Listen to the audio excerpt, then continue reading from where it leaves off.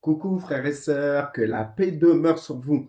Écoutez, j'ai tout écrit, comme ça je n'oublie rien, je suis au clair avec vous. Donc, pardonnez-moi si je ne regarde pas l'écran, mais plutôt je lis ce que je veux vous dire. Donc, ça fait un moment que j'ai pas fait de vidéo et je remercie tous ceux qui vont prendre le temps de m'écouter.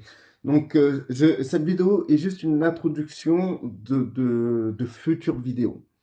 Donc, voilà, alors je commence.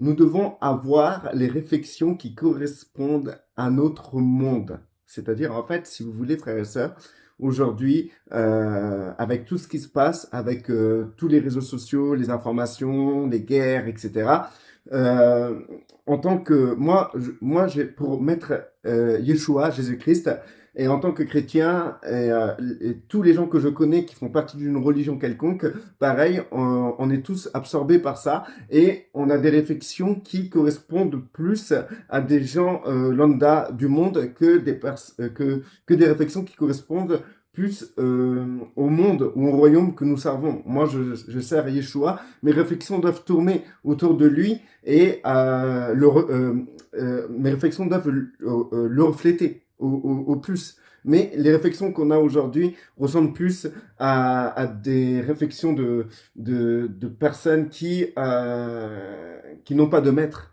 ou qui sont guidées par un maître qui est la société, les systèmes, etc. Bref, je continue. En ce moment, avec l'actualité, nous développons des pensées et des idées qui ne correspondent pas. Les chrétiens, qui ont normalement comme maître Yeshua, Jésus, prennent parti. Cela crée des complications comme la division, Jésus pris en partie, l'image d'un Dieu qui est mêlé dans les affaires des hommes. La division, c'est que les chrétiens vont, euh, avoir des idées par rapport à ce qu'ils voient. Et comme on ne se réfère pas au maître Yeshua, ou comme parmi la chrétienté, il y a plein d'églises différentes, de dénominations et de dogmes différents, chacun va donner son opinion sur les faits par rapport à des réflexions personnelles, et non avec des réflexions qui appartiennent au royaume, à leur maître. Donc, je sais, je me répète un peu parce que c'est un peu compliqué et je vais être précis et je veux rien oublier. Donc, du coup, alors, je m'explique. La division. Déjà, la religion est totalement divisée. Chacun taille un Dieu à son image. Alors, on a un Dieu pro-israélien, on a un Dieu pro-palestinien, à savoir, Dieu, le Créateur, est un Dieu d'amour. Dans les bombardements qui tuent les femmes, les enfants et les vieillards, ce n'est pas son délire. En fait, euh, euh, je suis étonné de voir que des chrétiens soutiennent la partie politique sioniste qui est en Israël, qui est de bombarder, détruire, et que des chrétiens qui devraient avoir l'image de leur maître, les idées de leur maître, la réflexion de leur maître qui est Jésus, eh ben, ils vont bénir ce qu'une partie politique, qui est le sionisme, décide de faire, c'est-à-dire détruire des enfants, des femmes, des lieux d'habitation, des hôpitaux, etc.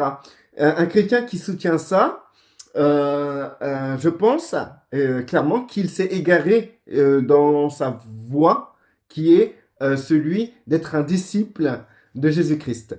Donc, du coup, je vais vous lire un passage spécial pour les chrétiens, Luc 9, versets 51 à 56. Donc, je vais vous le lire. Alors,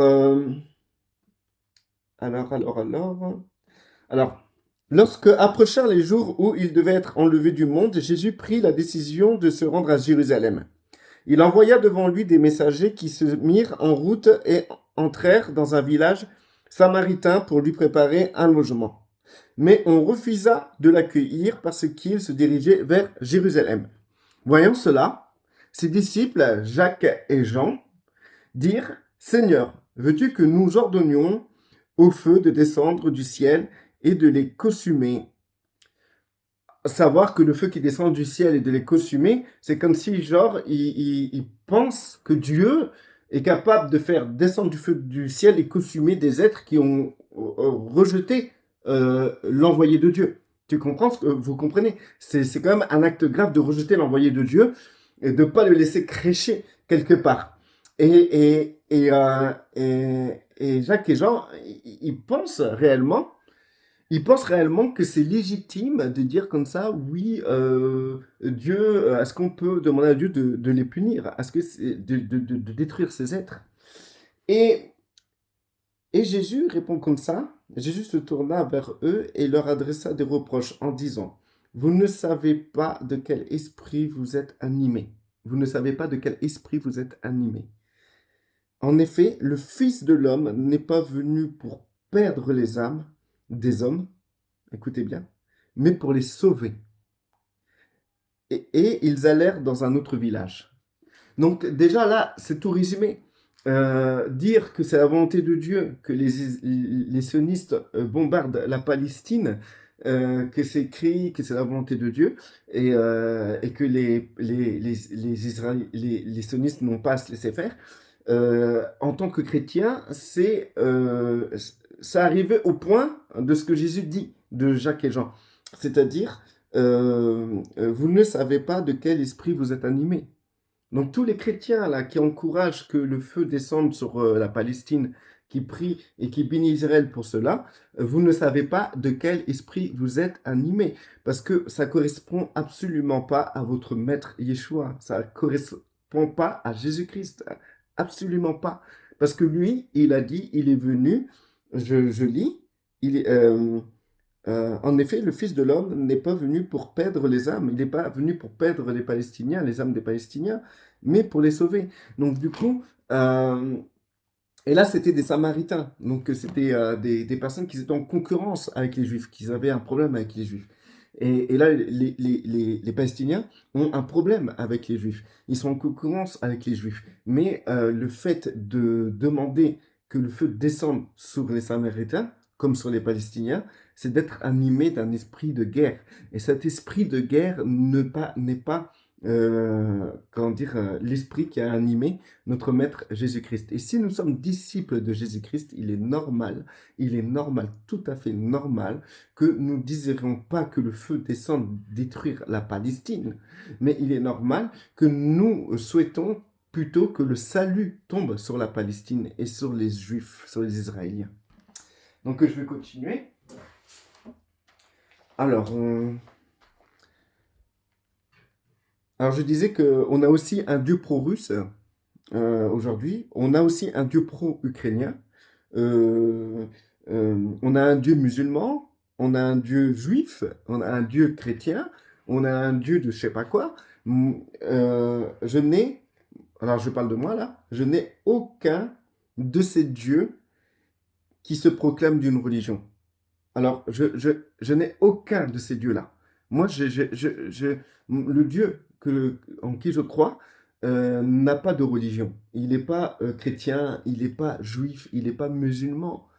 Renfermer Dieu dans une religion, mais c'est tellement petit pour un être aussi puissant, aussi grand. Dieu est puissant. Dieu n'est pas renfermé dans une religion. Les religions sont des chemins qui conduisent à Dieu, mais par contre, Dieu Dieu ne dépend pas d'une religion pour qu'on puisse venir à lui ou l'aimer. Dieu, vous pouvez le retrouver dans sa création. Sa création, c'est la nature, les animaux, c'est notre prochain, c'est l'univers. Et la nature n'a pas de religion. Tu peux pas dire que l'arbre là, il est musulman. Tu peux pas dire que le terrain, la montagne là, elle est chrétienne. Tu ne peux pas dire ces choses-là. Si tu ne peux pas dire ça, alors tu peux pas renfermer Dieu dans une religion. Parce que les choses de la nature manifestent la gloire de Dieu. Ensuite, je rentrerai dans les détails dans d'autres vidéos qui seront très intéressantes pour ceux qui cherchent réellement Dieu dans ce chaos qui touche tous les domaines. Tous les domaines sont touchés. Aujourd'hui, on dirait que il y a des systèmes partout qui nous empêchent d'aller vers le véritable Dieu. Aujourd'hui, on est obligé de rentrer dans un système pour toucher Dieu. Si tu fais partie d'aucune religion, les gens, ils ont du mal à croire que, en fait, que tu peux être en communion avec Dieu. Il faut absolument soit faire partie d'une religion chrétienne, d'une religion musulmane, d'une religion juive, pour pouvoir, etc., hein, pour pouvoir toucher Dieu. Or, cela est totalement faux. C'est totalement faux. Promenez-vous dans la nature, pensez à votre Créateur, vous êtes en connexion avec lui. Et pourtant, dans votre promenade dans la nature, tout en voyant la magnificence, la gloire de Dieu à travers tout ça, vous êtes pas passé, vous avez cette communion avec Dieu et vous n'êtes pas passé par un dogme ou une religion. Donc, cette vidéo, juste pour dire qu'aujourd'hui, pratiquement tous les êtres sont mélangés en eux. Et ce qui ressort, c'est une confusion qui éloigne tous les humains de leur raison d'être sur Terre, de la mission de vie de chacun, de la véritable lumière. C'est-à-dire, en fait, tous les êtres sur Terre ont oublié qu'ils ont une mission de vie individuelle sur Terre. La religion n'a jamais aidé les êtres à se réaliser avec Dieu, mais plutôt la religion a aidé les êtres à se réaliser dans des dogmes.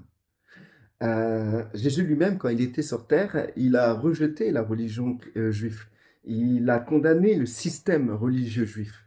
Comment dire, il est sorti de ce système pour se réaliser et pour s'identifier au Créateur. Donc du coup, ce que je veux dire, c'est qu'aujourd'hui, les gens bafouent leur propre vocation en s'identifiant à quelque chose. Et s'identifier à une religion, c'est aussi rentrer dans un système où plein d'autres personnes rentrent de même, dans le même système, en fait. Et comment dire, et marcher selon ce système. Et c'est à la fois se lier à ce système. Et ce n'est pas une forme de liberté. La liberté, c'est de dépendre d'aucun système. La liberté, c'est savoir s'identifier à Dieu seul, le Créateur seul, et choisir son maître. Parce que nous avons tous un maître. Et il n'y a personne sur terre qui n'a pas de maître. Nous avons tous un maître. Moi, c'est Jésus-Christ, c'est Yeshua. Et Yeshua ne s'est identifié à aucun système. Yeshua n'était pas musulman, il n'était pas chrétien. Et il était juif, mais il a rejeté le système juif. Il a combattu contre ce système en disant que ce système éloignait les gens du royaume des cieux. Et Christ l'a dit, le royaume des cieux est en nous. Et s'il est en nous, c'est-à-dire que tu as besoin, c'est quoi tu cherches? Avoir une religion ou à, comment dire, te lier au royaume des cieux? Si tu veux te lier au royaume des cieux, tu as besoin de personne, frère. Cette vidéo, juste pour dire, ah ça je l'ai lu. Alors, pendant mon absence, j'ai tout revisité et j'ai cherché à comprendre réellement ce qui est la chair, l'ego et ce qui est réellement Dieu et son plan. Donc, il est évident que en fait, si vous voulez, comment dire, j'ai eu un savoir religieux. J'étais plus tendance évangélique et j'ai été une personne qui recherchait entièrement Dieu. Mais le problème, c'est que ma chair, mon ego, était trop puissant. C'était puissant. D'ailleurs, j'avais enlevé toutes mes vidéos, mais je les ai remises. Parce que, en fait, si tu veux, je n'ai pas honte de mon passé, je n'ai pas honte de ce que j'ai dit, parce que ce que j'ai dit était réel. Mais le problème, c'est que il m'est arrivé des circonstances dans la vie dans lesquelles je reflétais pas ce que je disais vraiment. Il y avait un contraste, il y avait un décalage. Et j'ai vu ce décalage. Je suis sincère envers moi-même. J'ai vu ce décalage. Et je dis, c'est pas normal. Il y a un problème. Pourquoi il y a un grand décalage entre ce que je comprends de Jésus-Christ et ce que j'enseigne et mon comportement? C'est pas normal. Et pourquoi j'en arrive à pas maîtriser mon ego? Aujourd'hui, j'ai appris à maîtriser mon ego, j'ai appris à maîtriser ma chair, j'ai appris à avoir un juste milieu entre ce que je dis et ce que je fais et ce que je crois. Et, et, et j'arrive à mieux refléter le maître que je suis. J'arrive mieux à mettre en avant le disciple que je suis. Donc du coup, il y a eu un grand travail et vraiment des grands combats, frères et sœurs. Et tout ça, je vais vous l'expliquer et je vais vous, comment dire, je suis certain que cela va vous apporter énormément. Donc, pas dans cette vidéo, hein, bien sûr, hein, dans d'autres vidéos, hein. Alors, j'ai compris des choses qui vont en choquer plus d'un, mais qui va libérer tellement de gens. Les choses que j'ai compris, frères et sœurs, sont d'une profondeur incroyable. Et des choses que la religion chrétienne a longtemps combattues et rejetées. Et ça va en choquer plus d'un. Nous sommes entourés de tellement de mondes subtils, monde spirituel, que même ceux qui ont la foi ou une religion ne remarquent pas combien ils sont influencés par ces mondes. Vous ne remarquez même pas combien vous êtes influencés par ces mondes. Vous croyez que vous êtes influencé par le royaume, mais vous avez les idées des gens du monde. Vous croyez que vous êtes influencé par le royaume, mais vous soutenez Israël par rapport au bombardement qui se passe en Palestine. Vous pensez avoir les idées du royaume, mais vous pensez que Dieu qui est amour, est un Dieu de guerre et qui soit il est russe, soit il est ukrainien. Vous pensez, vous pensez avoir les idées du royaume, mais vous allez aller voter une partie qui est extrême. Vous voyez, il y a plein de choses qui ne correspondent pas avec le royaume, ce qui est Yeshua, Jésus, et ce que vous pratiquez, et ce que vous pensez. Donc, toutes les pensées que vous avez viennent d'où? Viennent de quel royaume? Viennent de quel monde? Et quelle puissance subtile alimente ces pensées? Parce que derrière chaque pensée, il y a une force. Voilà, frères et sœurs. Restez bénis. À la prochaine vidéo. N'hésitez pas à vous abonner, à liker pour que mes vidéos soient mieux vues sur YouTube. Restez bénis.